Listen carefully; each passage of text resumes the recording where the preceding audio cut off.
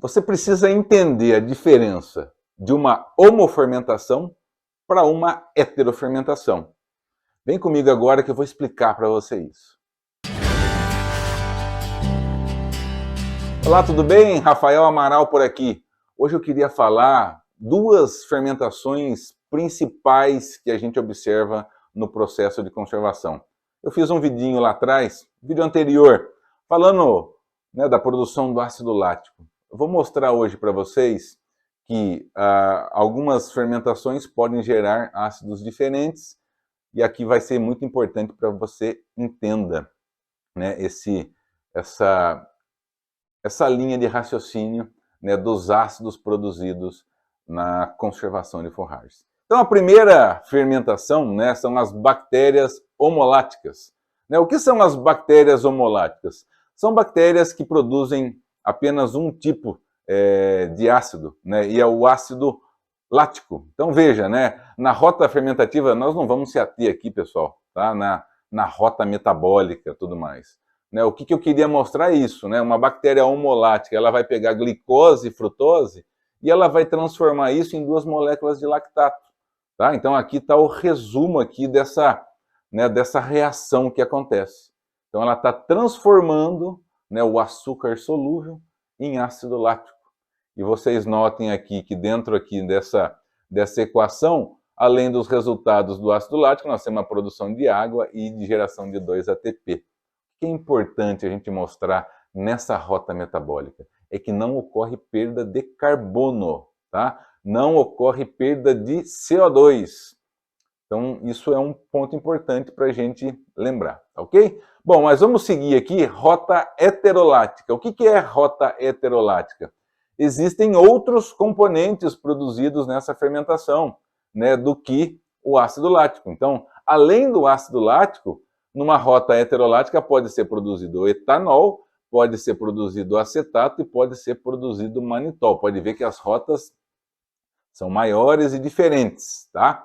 E o que a gente é importante a gente notar aqui, pessoal, que essas rotas metabólicas, elas aqui sim, ó, elas apresentam perda de gás carbônico, tá? Então, assim, parte de matéria é perdida na forma de gás, certo?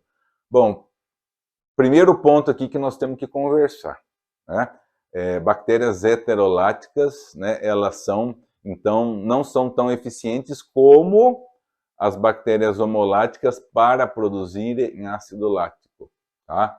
Porém, as bactérias heteroláticas, elas têm tido um papel fundamental no controle da deterioração aeróbia das silagens, quando a gente está abrindo essa silagem. Então, quando eu tenho presença de ar, tem um micro-organismo que começa a se desenvolver na presença de ar, que são as leveduras, tá? E depois vem os fungos filamentosos. E essas leveduras, elas deterioram a silagem, tá? Então, quando eu tenho, e aí é o caso, tem muitos inoculantes hoje no mercado que tem bactéria heterolática, e essa bactéria heterolática consegue controlar o quê? Esse desenvolvimento das leveduras, tá? E por que ela consegue controlar? Porque um dos componentes que é produzido nessa via de fermentação heterolática é o ácido acético. O ácido acético é um ácido fraco, tá? Esse ácido fraco, ele consegue entrar dentro da membrana da levedura e ele se dissocia lá dentro, ele começa a acidificar o interior dela e ela começa a expulsar esse ácido. E aí ela gasta toda a energia dela e acaba morrendo.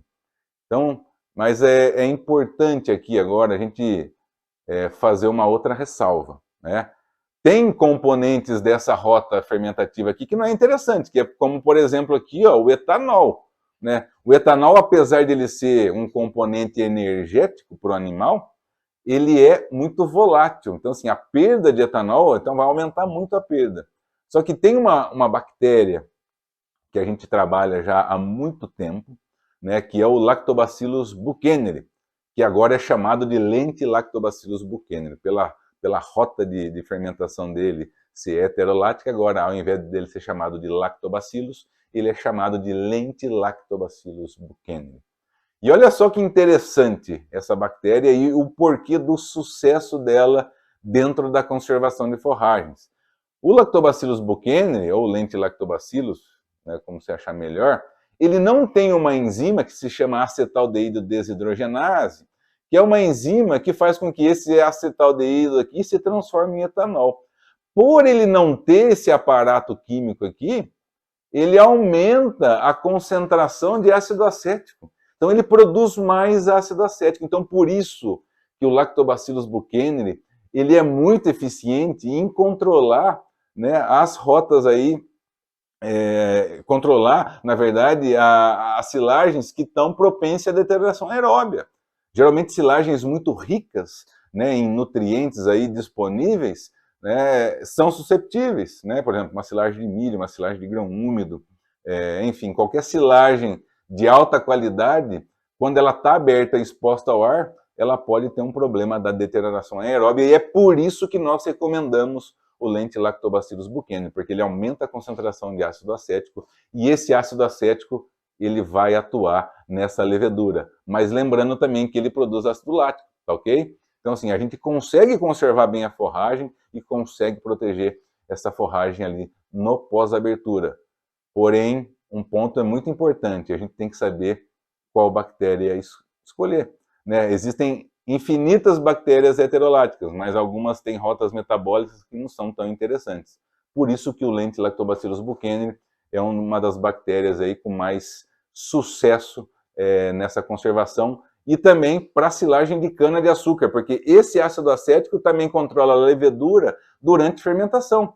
Então a silagem de cana que tem produção de álcool muito elevada, esse ácido acético consegue barrar, né, a produção de etanol, e como eu te disse, né, o etanol ele é volátil e a gente eleva muito a perda.